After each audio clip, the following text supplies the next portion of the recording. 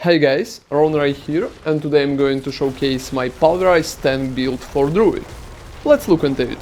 So, let's look at our abilities.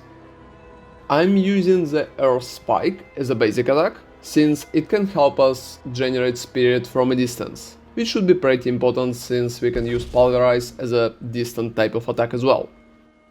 And the main passive here is Fierce Earth Spike, which can help us to build Fortified pretty fast as well.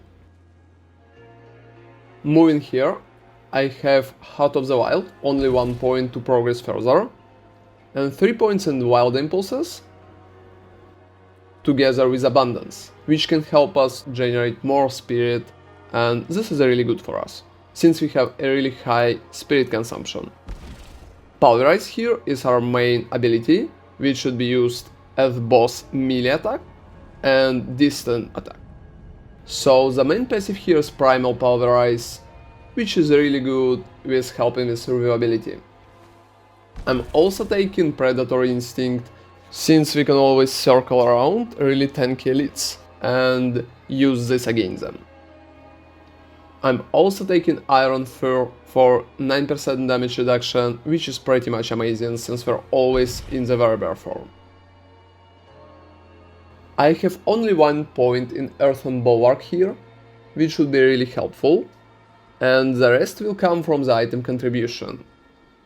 The main passive here is Preserving Earthen Bulwark, which should help us to get more Fortify out of combat, and in combat as well. I'm taking the Vigilance, since 15% of damage reduction is an amazing source of additional survivability. And Debilitating Roar here, together with Preserving Debilitating Roar, so we always will have a way to heal ourselves, even if we don't have potions and we are not in a fight. I'm not taking any kind of companion skill, so we can move forward. And here I'm using 1 point into Trample, since it's our main movement ability and we should use it to both stun and knock back enemies, and do everything like this. I'm taking Savage Trample to generate spirit, especially out of combat, which should be pretty important since we are really spirit hungry. It's 3 points to Crush on Earth, since it's a main passive for us to generate damage. 3 points to the Safeguard as well, so we'll have more Fortify. And the Stone Guard, since it will give us a pretty cool additional damage increase as well. So here I'm taking Circle of Life, so we will be able to heal ourselves, which is pretty important, to stay always at the maximum health, together with Natural Disaster, since we have a source of vulnerability, which is pretty much alright.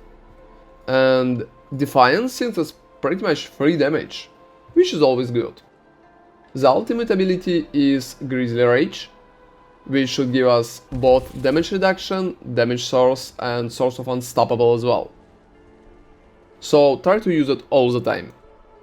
And the key passive here is Earthen Might, which should help us with both spirit generation and should work as a damage increase as well. It's a pretty good one. So let's move forward to our Paragon. So let's have a closer look at our Paragon board.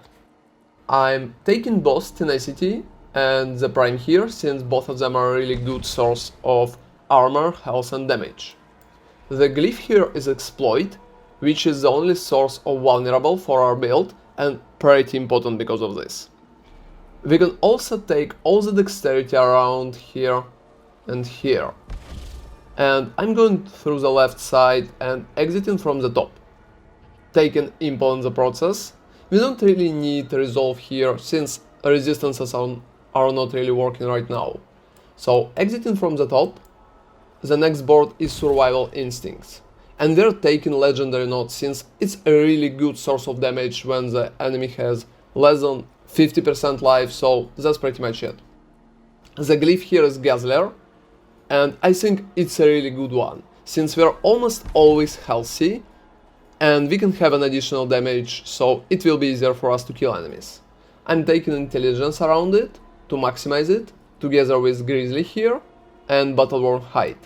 I'm exiting through the left, taking Bulwark for additional damage reduction while we are fortified. And the next board is Inner Beast, which is amazing source of armor and survivability. I'm moving to the left, and the glyph here is Undaunted, which is really good damage glyph. I mean, we're always fortified, and that way we'll be able to have both damage reduction and damage itself. So I'm taking both Shapeshifter and Determination to get survivability together with damage, and all the intelligence possible around here. I'm going top through the right side, taking Tenacity, Havoc, and ultimately Slayer. Since it gives a lot of additional armor. It's 200 for Slayer, 50 here, here and here. So in sum we will have 350 armor, which is really good for the amount of points it will take. Moving right here. So I'm exiting through the top, and the next board is Earth and Devastation, which is pretty much basic as well. We are taking legendary nodes since we always crowd control enemies through our aspects. So the glyph here is Werewolf Bear, which is pretty important for both damage and damage reduction. I'm always taking all the willpower possible around there, except this one, since it's not worth 2 points in my opinion. I'm also going through the top and taking Crush on Earth, since we have a bonus for it together with Dexterity and Willpower, and the damage increase is pretty good. So after this, I'm exiting through the right, and the next board is Constricting Tendrils. The glyph here is Spirit for maximized critical strike damage, since we crit a lot. I'm taking all the Dexterity here around together with Nature's Will and Courage for maximum life. I'm also moving down there and taking the Devastation for maximized damage output.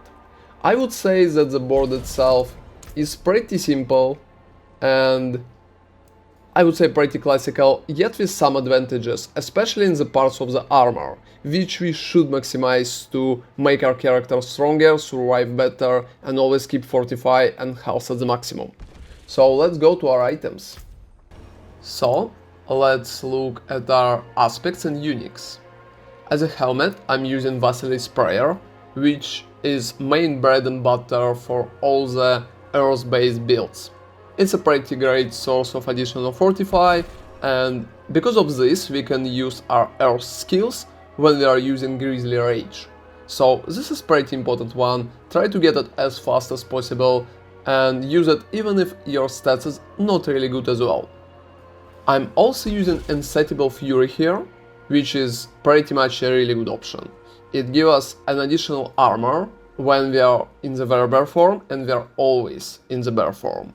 It also gives damage reduction while fortified, which is good, and physical damage could be a nice bonus, even if it's not that important. So try to get it as fast as possible as well, yet if you want you can always swap it for better chest with a lot of armor as well. So moving to the gloves, I have a perfect one here. It's 4 ranks to Pulverize, together with attack speed, critical strike chance and lucky hit chance. As the imprint, we are using the aspect of the Arsene Horror, which is a pretty good one. We also should use it since it can give us more damage when we are hitting enemies with Pulverize at the close range. At the pants, I'm using the aspect of Disobedience, so we can ramp up our armor and we will have a lot more survivability that way. As the stats, total armor, armor while in Werewolf Bear form, and damage reduction of all kind is pretty important, so try to aim for this. At the boots, I'm using the classical aspect of Quicksand to keep enemies always crowd controlled. That way we can get our crowd control bonuses and have them always applied to the enemies. As a stats, you should search for spirit cost reduction, all stats and movement speed. The last one is not important, I'm having werewolf form armor here and it's completely not working, so you can just ignore it. At a staff, we are using the shockwave aspect, which is the main part of the build. So try to always keep it at two-handed weapons for maximized damage.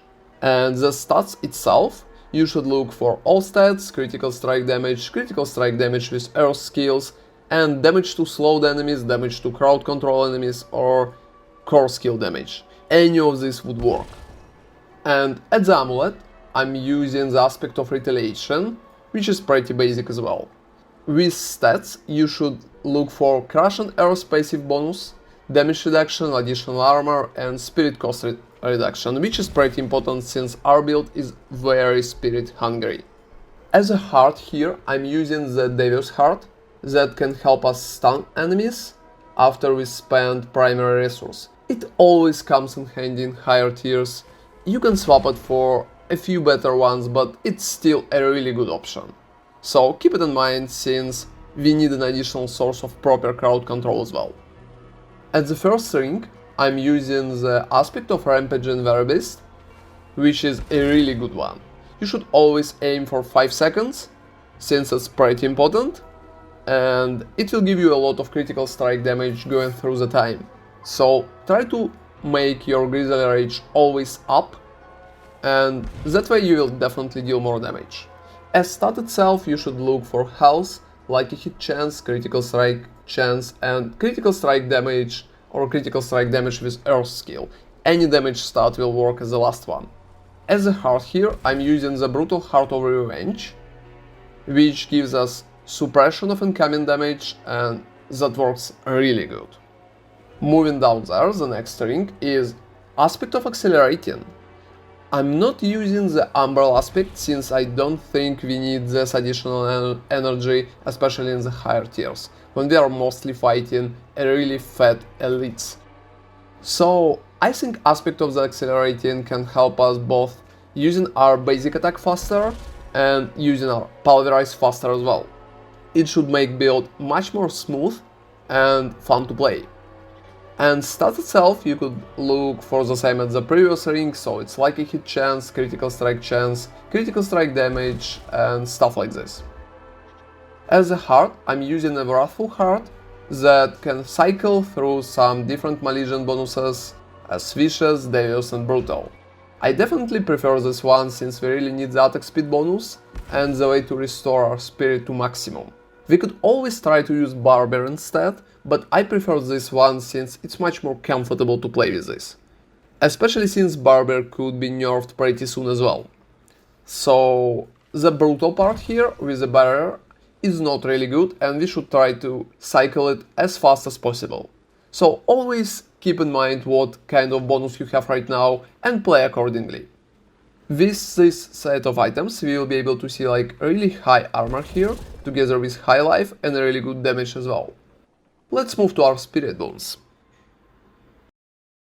At the Spirit Boons, I'm using the Wariness, since that way we'll have much more survivability, and the bonus itself is pretty good. At the second one, I'm using the Skis Talons. I think it's the most important one, since we really need the additional critical strike chance. But you can always use swooping attacks as well, since it's a pretty good one too. In some cases, Iron Feather could be an option, but I don't think we need that much additional health, so for me it's swooping attacks or Skis Talons. Moving to the next one, I think it always should be Calamity, since we need an additional duration for our Grizzly Rage, and that way we'll be able to have biggest damage output and we will always stay in it, which is pretty important. I'm also thinking that Bolster here is a decent option as well, but overall I always prefer Calamity. Moving to the last one, I'm using the Masochistic here, since we need a source to heal ourselves in the fight, and it's pretty important. I'm bonding with the snake, as you can see, and I'm getting the second snake boon.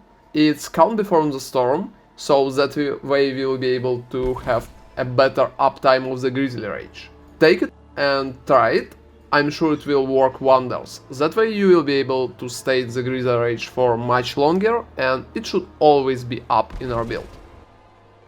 So let's take a look at possible Malignant Hearts that we can use. First one will be Caged Heart of Tempting Fate. This is a really good one since we are doing a lot of critical strikes and critical strike damage is pretty important for the build. The main thing that I don't like about it, that it will make us deal less damage with non-critical strike hits. And 37 or 35, that's pretty much a big number. So I'm not exactly sure it's a good option because of this. I will definitely need to do more tests, but for now it seems like a decent but not that good option.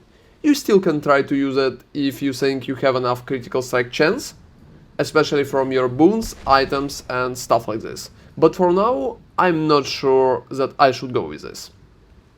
The second one is Caged Heart of the Dark Dance, which is pretty good in my opinion. I honestly thought that I should use it at some point, yet for now I just don't have the space. Overall, this gives you both a damage increase and the way to cast your skills without wasting your spirit. Since our build is pretty power hungry, that could be nice. The main downside here is it appears only every 5 seconds. So it's not that good, we are doing a lot of attacks and in 5 seconds we could do like 10 or more, so the bonus will be not that big. Yet it is a really nice bonus and you should use it if you think your spirit is not really good position. Let's move further, it's Caged Heart of the Prudent Heart. It will give you a chance to become immune for 3 to 4 seconds after you lose more than 20% of life in a single hit. It's a pretty nice one, especially for hardcore players, but in this situation I don't think the build needs it. We have a lot of armor and a huge health pool, we can always drop a little and heal it back, so this bonus every 8 seconds, it's not good enough to waste a heart for it. Yet, if you're unsure about your survivability, you should always take it. Moving forward, it's Caged Heart of Revenge. I think this is one of the best hearts currently. It gives 20% suppression of the incoming damage and it's amazing for survivability. It feels so good that I think every build should use this and I totally recommend it for you. The second part about the explosion, like suppressed damage and stuff, it's not really important, you just can totally ignore it. Moving forward, we have Caged Heart of Inexorable Force, which is pretty good to make distant enemies closer to us. I would say it's a really decent option, and at some point I even thought that I will use it. You should try to, especially since we have ultimate skill up almost all the time. So try it on, this is a good one. And the next one is Caged Heart of the Calculated. I pretty much like it since we don't have proper way to crowd control enemies except slowing them. So this is the way itself and I think it's working really good. I've been using it in some of my runs and I pretty much like it. With this we can also stagger the boss faster, so we'll have more damage when he will be crowd control bait. I totally recommend it to you, you should try it on. And the last one is Caged Heart of the Malignant Pact. It cycles us through the different bonuses, and out of 3 of them we need 2. So I think it's the best black heart currently for the Pulverize build. The Barber is totally an option, I currently don't have it, but I tried it on already and I decided to change it to the Malignant Pact one, since I think it's just more beneficial and more fun to play, since the Barber pretty much slowing us down and the Malignant Pact heart can speed us up. So this was pretty much all the options for the Malignant Hearts. You can choose any combination currently out of them. You could also add Barber instead of Malignant Pact Heart, but my combination is like this. It's Devious here, it's Brutal, and it's Vicious. So moving it here,